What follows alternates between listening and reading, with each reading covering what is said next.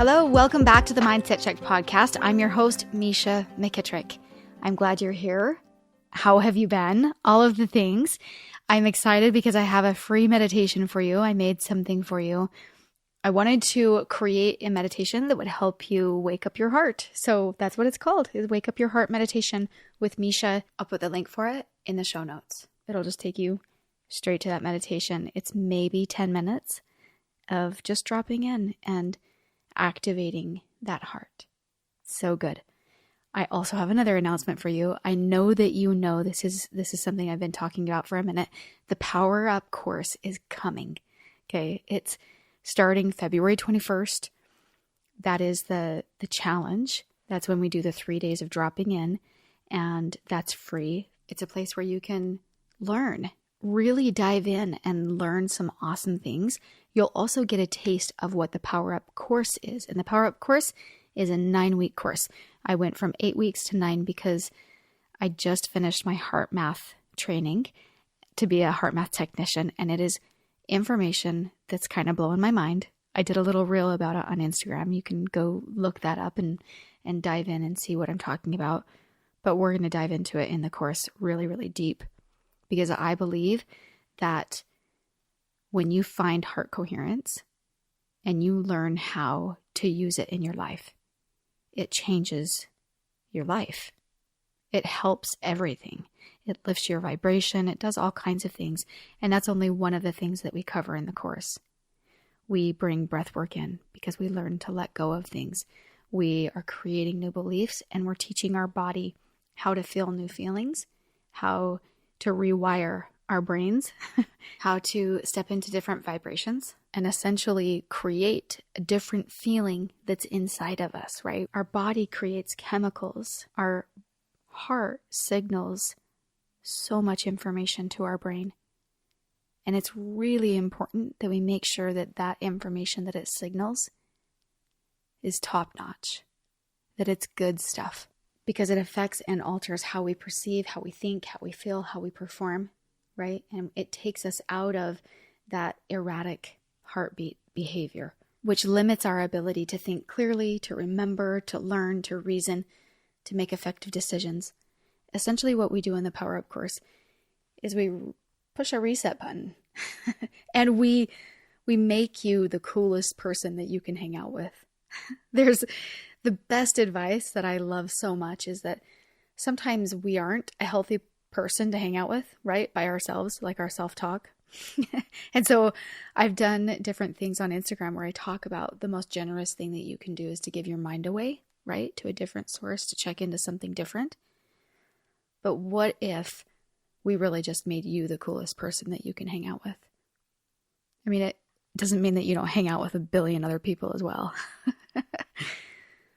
But when you make yourself the coolest person to hang out with, you don't rely on other people's vibrations to bring you up. You can do that. You can do it. So if you're interested, make sure that you drop into that challenge, the Power Up Challenge on February 21st. I'll put the link in the bio so you have all the information that you need on how to get there and how to sign up for the Facebook group where all the lives will happen. It's going to be awesome. I hope to see you there. Okay, for today's podcast, we are getting near the end of season 1. Season 1 has been over a year long because I just decided to keep all of this that we're really going through with that 15-year-old girl reading from my journal when I became pregnant, really young, married, got involved in crazy, right? All of this story, this really amazing and rich story, I decided just to keep that all as season 1. And my friend Misha will always be about helping you find that you have more power than you think you do. But season 2 is coming, my friends. And I can't wait. I can't wait. We are wrapping up. We're getting close. We have maybe a couple of months left in this season, and then we'll move forward. So one thing I want you to be thinking of is there will be a time in a while, not yet, but in a while, where you can ask questions of things that like you're not clear about or things you wanted to still know about the story. And I'll do a final episode and just kind of fill you in on things that didn't get wrapped up yet. But the story will continue, and I don't really even know in what fashion. That inspiration is still coming. But if you have any suggestions for season 2, let me know. I would love to know what you want to hear. That'd be so cool. Okay, so for today's episode, we are dropping in with my dad in the hospital. There's really nobody in this episode that you're not super familiar with. So let's get started. August 13th, 1995. My dad is now in the hospital and had surgery on Wednesday, August 9th. I went to St. George that night to see him. Surgery went okay. The doctors say there might be some left in the bladder, and he will need radiation treatments, so it doesn't look like anything to worry about. Wednesday night was a very good, hard, spiritual, etc. moment. My dad was suffering from the pain, and because his blood pressure was so high, he couldn't have medication. He was hot, and I was sponging him down with cold washcloths. He was very thankful and said it was the only relief he was getting. He was shivering like he was cold, but he was way hot and looked pale.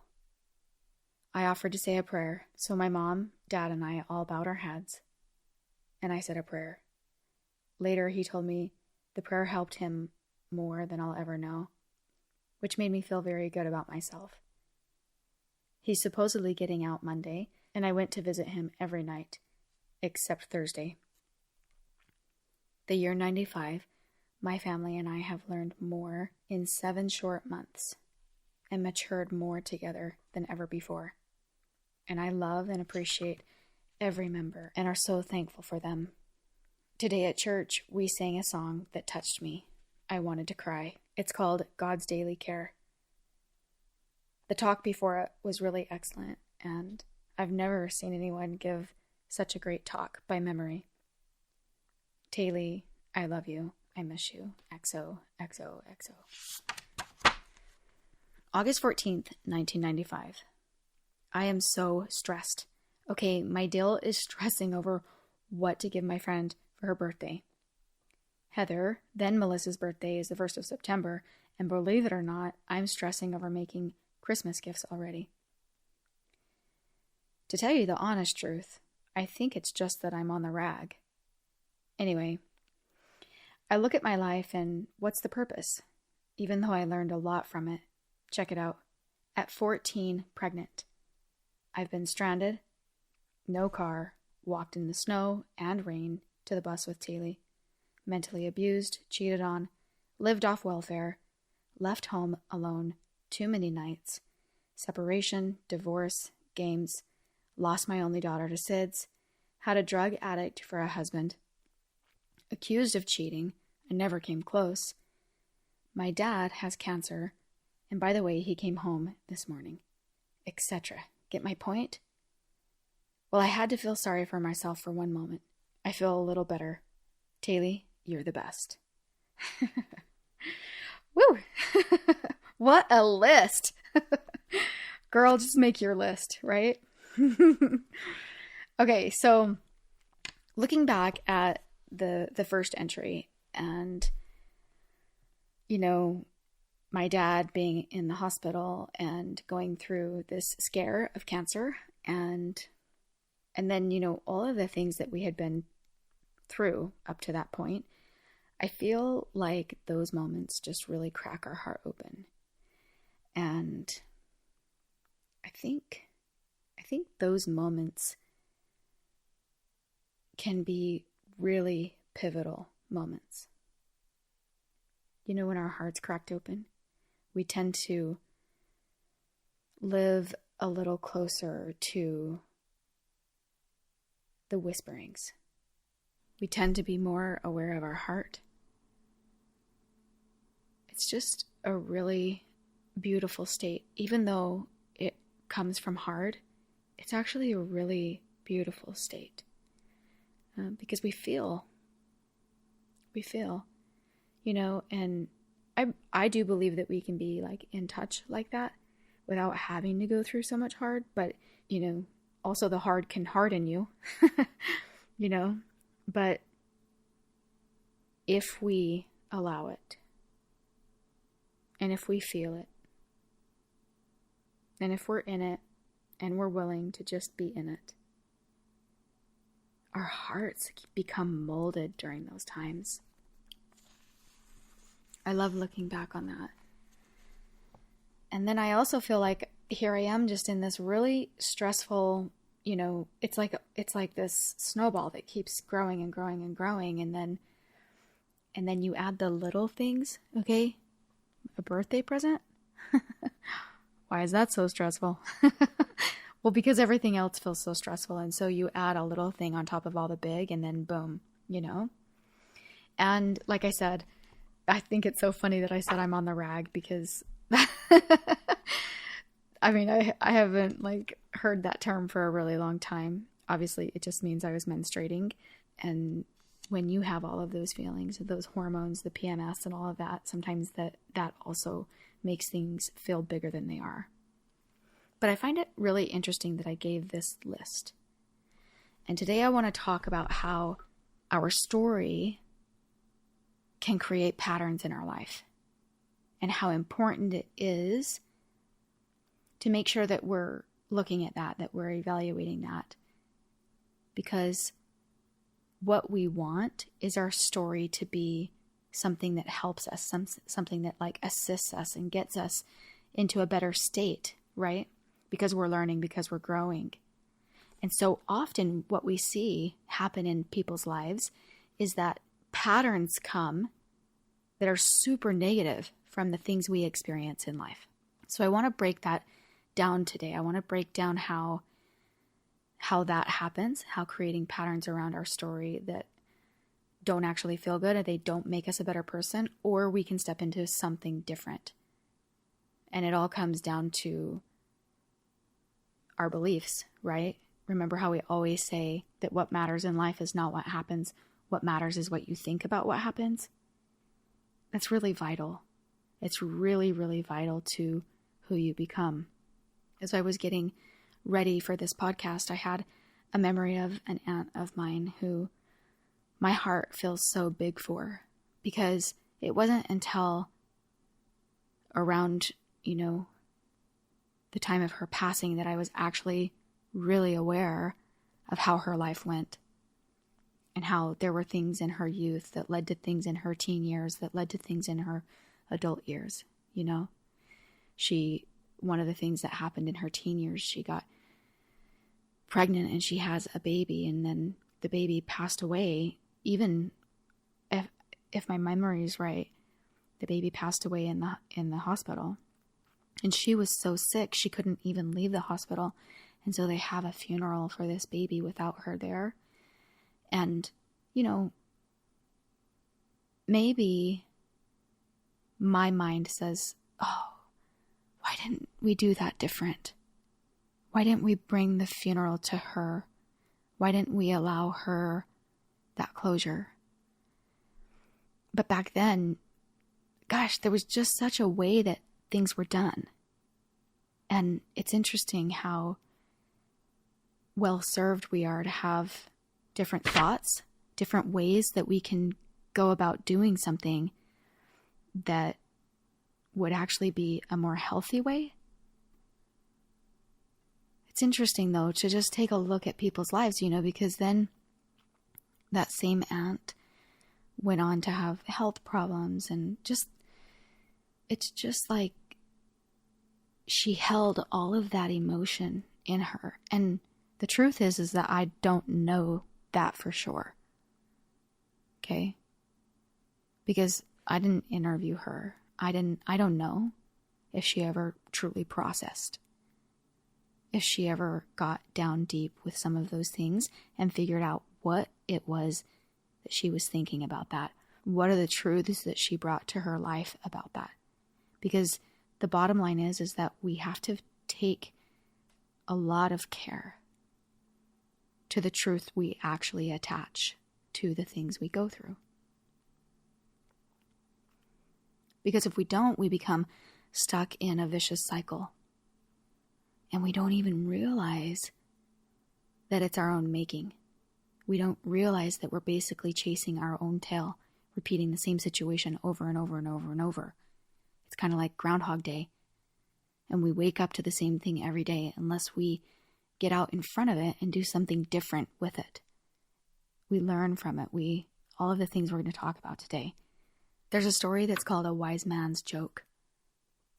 A wise man once faced a group of people who were complaining about the same issues over and over again. One day, instead of listening to the complaints, he told them a joke and everyone cracked up laughing. Then the man repeated the joke. A few people smiled. Finally, the man repeated the joke a third time, but no one reacted. The man smiled and said, "You won't laugh at the same joke more than once. So what are you getting from continuing to complain about the same problem?" Interesting, right? How when something continues to come up in your life and you keep having the same reaction, whatever it is, and get this, so many times it's subconscious until we learn to become awake to it. Okay, things happened for my husband and I later on in life.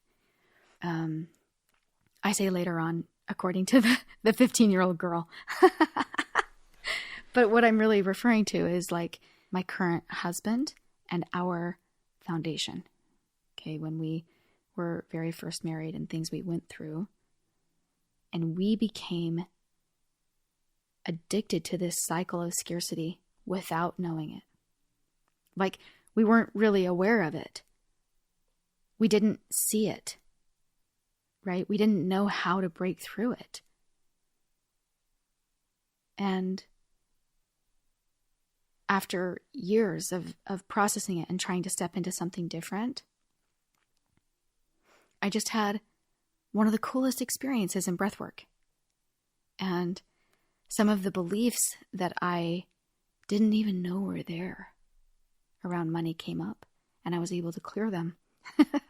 So it was actually a breathwork session with the guest that we had on in the podcast, like the last big podcast that we had.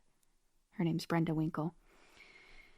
And you know, it's so interesting that if we stop and evaluate the patterns that are repeating in our life, we can actually take action to make a change.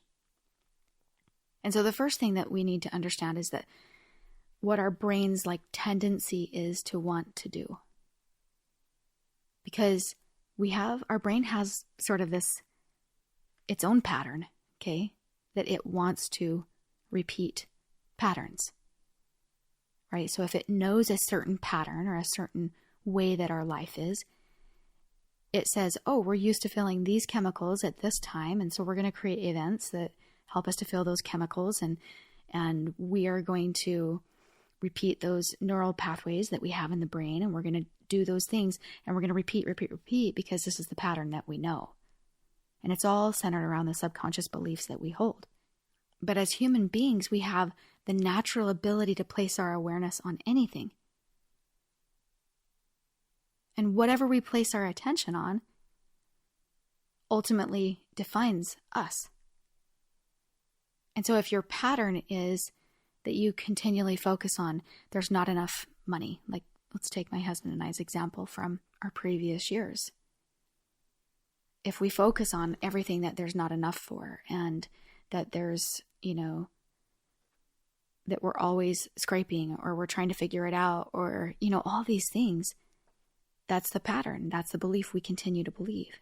We can't step out of it until we suggest something new.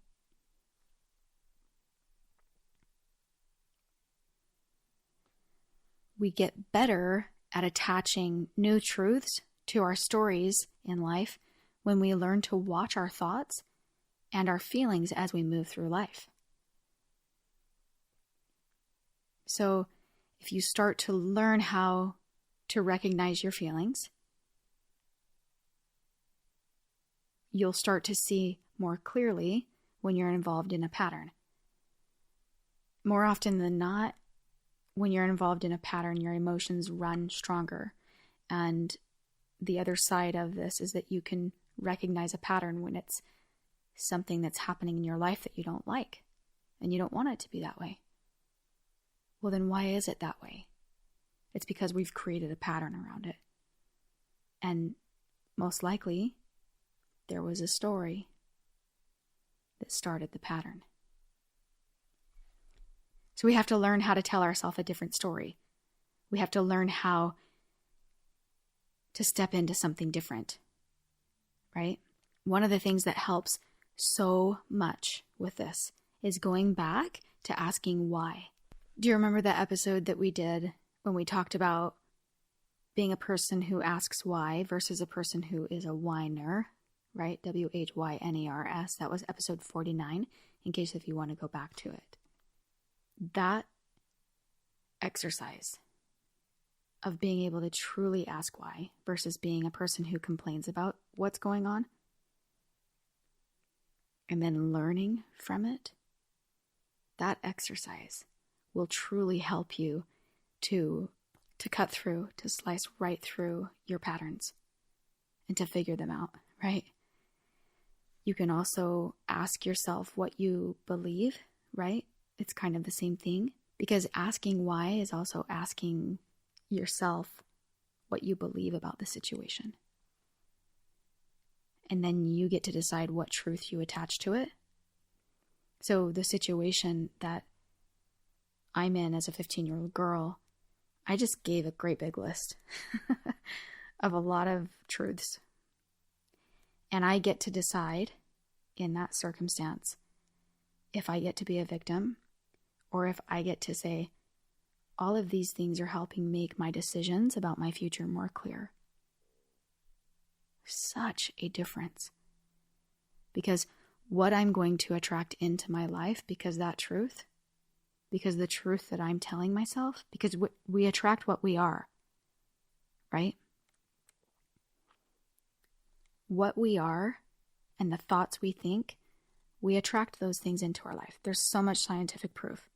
We go through it so much in my coaching. We go through it so much on the podcast. There's proof around all of those things. And we get to decide what belief we are going to attach to what is happening. Benjamin Franklin once said, "Those things that hurt instruct. It is for this reason that wise people learn not to dread, but welcome problems." We get to be able to say things like, what is this teaching me? Like, what do I get to do from this? What am I seeing more clearly because of this experience?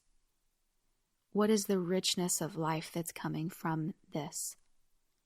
Or a lot of times when we're up against a lot of resistance, there's also a huge breakthrough that's waiting for us on the other side.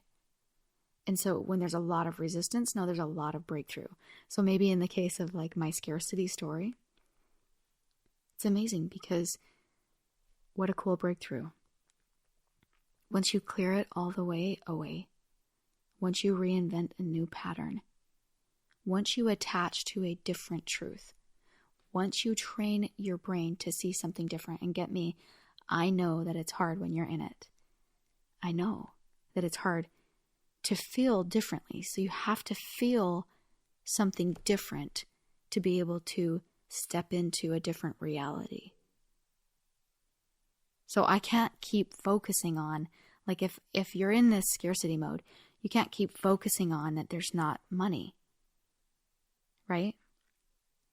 One of the best things that you can do is if you're trying to step into abundance and you're trying to have that feeling that is not shutting you down, right? That's the opposite, that brings freedom, that brings lightness, that brings, all those things. We step into abundance about something completely different. So we step into an abundance of clean air, or we step into all the water that's flowing through every faucet in our house and it's clean.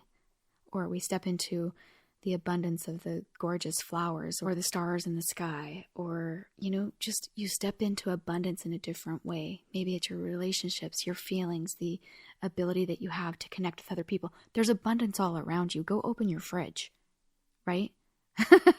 Majority of people, there's times when I haven't made it to the grocery store, but guess what? You're still eating, okay?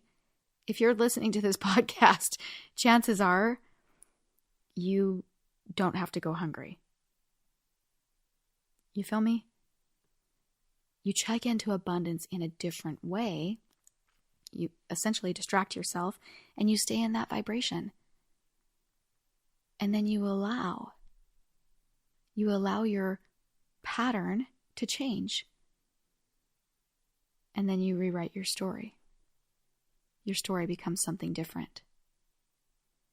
If I, from my story of my 15-year-old self, really bought into the complaining, and that's, I feel like at the end of the entry, I kind of say, like, phew, that felt better. I just needed to get that off my chest, I was like, get my point.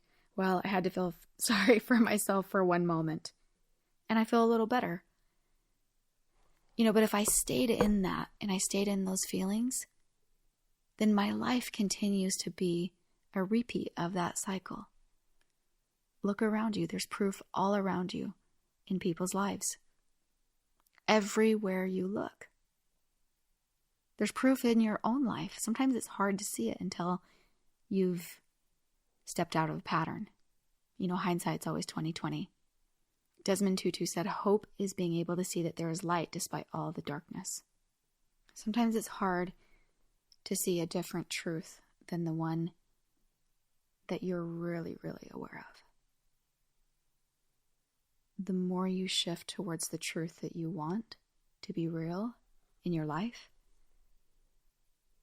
the more the patterns of your brain and the way that your entire body works. Okay, I'm talking your subconscious brain. I'm talking the baseline of your heart. I'm talking about the energy that you emit, that you attract things into your life with. Okay? It all functions to be able to bring forward the patterns that turn into your reality. It's incredible. That's why it's so important when I say to you, look for what else is true. Whatever truth you attach to, you get more of. And so, in the circumstance of scarcity, if you keep attaching to it and you keep making that your story and you keep worrying about, this or that or whatever surrounding it, you get more of it. You get more of it. So take a moment when you're in the middle of a pattern to not only figure out what you can learn about the pattern by asking why, but by asking what else is true. What else is true about this circumstance? Because you need to look for something better than what's happening. So in the example with the scarcity, you look for abundance in other places. In the example from my 15-year-old self, I look for ways that I get to learn and grow from the adversities that I went through. I look for ways that my wisdom increased, my compassion increased, my human raw ability to connect with others increased. You look for different truths. If you attach yourself to some victim mentality, then that's what continues to be. If you attach yourself to a scarcity mentality, that's what continues to be. If you attach yourself, et cetera, apply it to your situation. Dig deep. Look what's there. Sometimes you don't even realize it's actually going on. Like, it's so much a part of you having accepted it, it's no longer even a complaint. It's just the way that life is. You believe it's the way life functions. It's crazy, right? And something that stands and surrounds outside of asking why and getting answers and those whisperings and being taught and tutored by the right source is our own intuition. And so I want to talk with you just for a minute about intuition and about how you can increase your own intuition. So right now I'm becoming a registered heart technician through the HeartMath Institute, and it's fascinating and really, really fun work to dive into the science behind all of these, the way that our heart functions.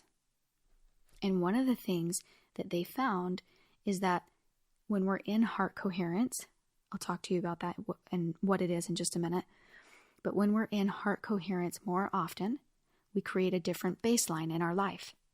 And when we create a different baseline, we are more in tune with our own intuition. Okay, so let's break all of that down, what heart coherence is, and how do we go about getting in heart coherence. So being in heart coherence is a state, and you can measure it. HeartMath has technology, and you can measure it, but you can also just feel it. You can feel when your heart comes into the right rhythms that feel beautiful, right? That feel regenerative, that feels like it's charging up your battery. Peace, joy, appreciation, gratitude, all of those are feelings that you're feeling. When you're feeling those things, you are in heart coherence. It's when your heart feels calm and peaceful. And you can do heart coherence. These are the things I teach in my coaching, is dropping into heart coherence often during the day and getting into the habit of doing that. And as you do that, you affect your baseline.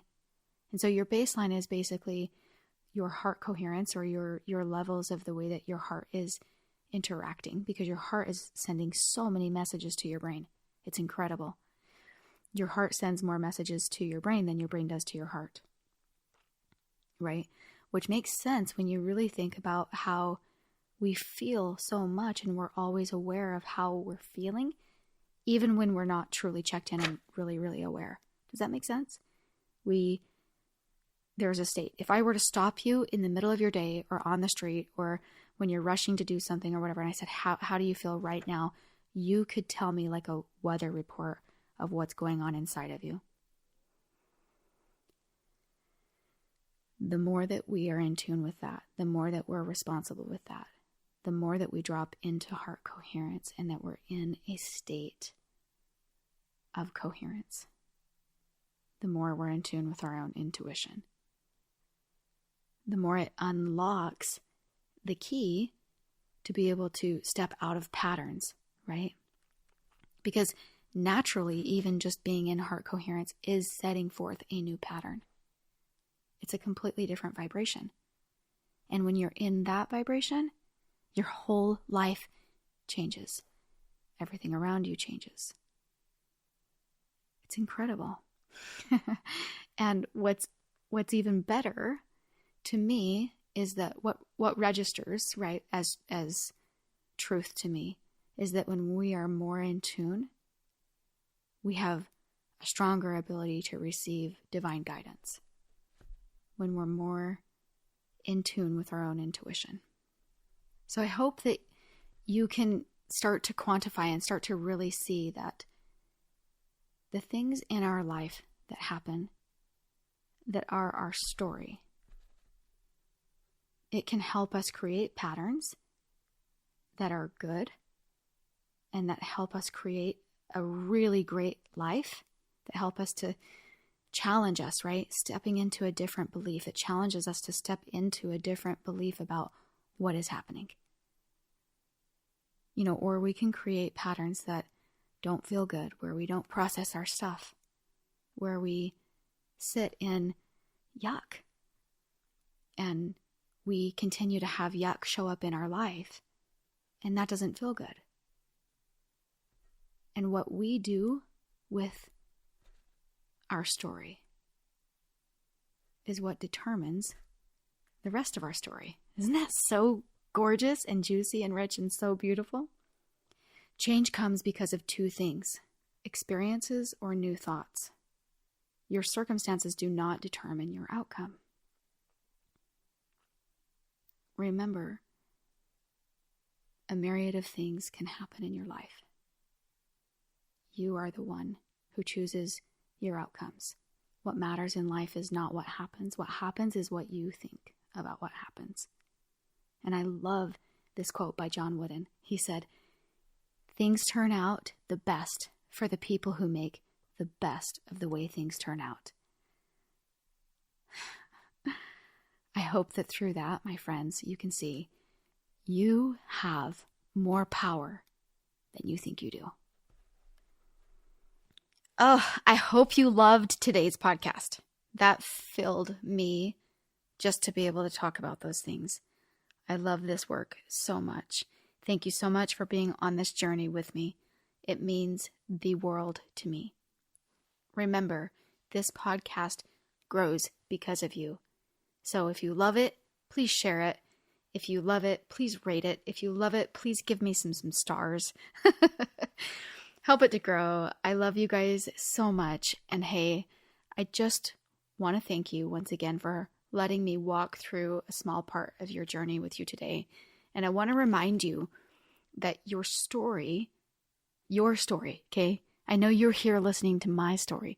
Your story has the power to help other people. Your story has the power to help you. Share your story.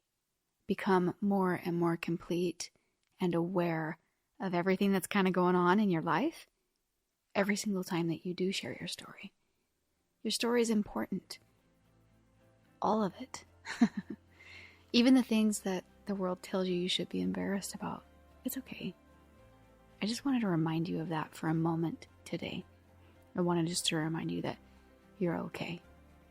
And lastly, just a quick reminder to make sure that you check the links in the show notes for the free meditation and also for the link to the Power Up Challenge.